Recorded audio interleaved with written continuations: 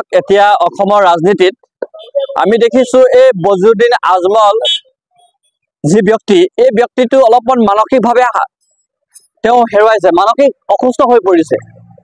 আৰু এটা কথা আমি খুব আচৰিত পাইছোঁ যে এইগৰাকী ব্যক্তিয়ে বাৰম্বাৰ অসমীয়া জাতীয় জীৱনৰ বা অসমীয়া সমাজৰ নাৰী সমাজৰ বাৰম্বাৰ কিয় অপমানিত কৰি আহি আছে। আৰু শেহতীয়াকৈ আমি দেখিছোঁ, মই নিজে বি বৰুৱা মহাবিদ্যালয় অধ্যয়ন কৰা এজন ছাত্ৰ আছিলোঁ, মই নিজে প্ৰাক্তন BBN। আমাৰ বি বৰুৱা মহাবিদ্যালয়ৰ শিক্ষয়িত্ৰী ডক্টৰ গীতাশ্ৰী বাইদেউক যি ধৰণে অপমানমূলক কথাবোৰ কৈছে, যি ইটিকিং কৰি যি কথাবোৰ কৈছে, এই কথাটো কেতিয়াও ভদ্ৰ সমাজে গ্ৰহণ নকৰে। বজলুদ্দিন আজমল তেওঁ কয় যে মই ৰাজনীতি কৰাৰ পূৰ্বতে মই কিবা ধৰ্মগুৰু আছিলোঁ বুলি কয়, তেওঁ মৌলানা বুলি কয়। গতিকে এগৰাকী মৌলানা এগৰাকী ধৰ্মগুৰু বুলি নিজকে প্ৰচাৰ কৰি থাকে এগৰাকী ব্যক্তি, এই লম্পটগৰাকী ব্যক্তিৰ মুখত এনেধৰণৰ শব্দই শুবা নাপায়। গতিকে আমি এই বিশেষ সমাজক আমি অনুৰোধ জনাইছোঁ যে এইগৰাকী ব্যক্তিক আপোনালোকে মৌলানা বুলি ভাবিব নালাগে। এইগৰাকী মৌলানা হ'বই নোৱাৰে যি ব্যক্তিয়ে নাৰী সমাজক সদায় অপমান কৰি আহিছে। ইয়াতকৈ পূৰ্বতেও বজলুদ্দিন আজমলে অসমীয়া জীয়ৰী বোৱাৰীসকললৈ বিভিন্ন কথাবোৰে তেওঁ অপমান কৰি আহিছে, এতিয়া পুনৰ এবাৰ কৈছে। গতিকে বজলুদ্দিন আজমলক হিমন্ত বিশ্ব শৰ্মা ডাঙৰীয়াক আমি দাবী উত্থাপন কৰিছোঁ যে হিমন্ত বিশ্ব শৰ্মা ডাঙৰীয়াক বাৰে বাৰে কি কয়, নাৰী সুৰক্ষাৰ কথা কয়, নাৰী সমাজৰ কথা কয়। নাৰী সমাজক আমি পৃথিৱীৰ মানুহৰ মাজত প্ৰতিষ্ঠা কৰিব লাগিব।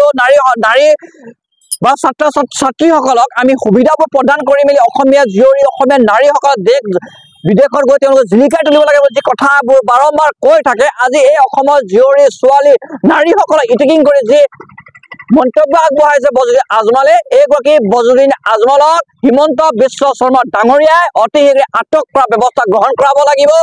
আৰু এটা কথা আমি ক'বলৈ বিচাৰিছোঁ যে হিমন্ত বিশ্ব শৰ্মা ডাঙৰীয়াই আপুনি কঠোৰ নিৰ্দেশ দিব লাগিব। বিভিন্ন সময়ত আপুনি যে DGPক কঠোৰ মন্তব্য দেখিছোঁ যে আমুকক এটেক কৰিব লাগে, কিবা কৰিব লাগে বুলি। আজি আপুনি এগৰাকী শিক্ষয়িত্ৰী সমাজ প্ৰতিষ্ঠিত এগৰাকী নাৰীৰ বিৰুদ্ধে কথা কোৱা বজলুদ্দিন আজমলক আপুনি আটক কৰিব পাৰিবনে নাই, আপোনাৰ বুকুত দম আছেনে নাই, এই কথা আজি ছাত্ৰ মুক্তি আৰু কৃষক মুক্তি আমি আগ্ৰহেৰে বাট চাই আছোঁ। আৰু এটা কথা কিন্তু স্পষ্ট, যদি বজলুদ্দিন আজমলক হিমন্ত বিশ্ব শৰ্মা চৰকাৰে আটক কৰি যদি কাৰাগাৰত প্ৰেৰণ কৰিব নোৱাৰে, তেতিয়াহ'লে হিমন্ত বিশ্ব শৰ্মা আৰু বজলুদ্দিন আজমলৰ মাজত ইলু ইলু চলি আছে বুলি আমি ভাবিবলৈ বাধ্য হ'ম। আৰু বজলুদ্দিন আজমল হিমন্ত বিশ্ব শৰ্মা বুকুৰ কুটুম হয় বুলি আমি ভাবিবলৈ বাধ্য হ'ম।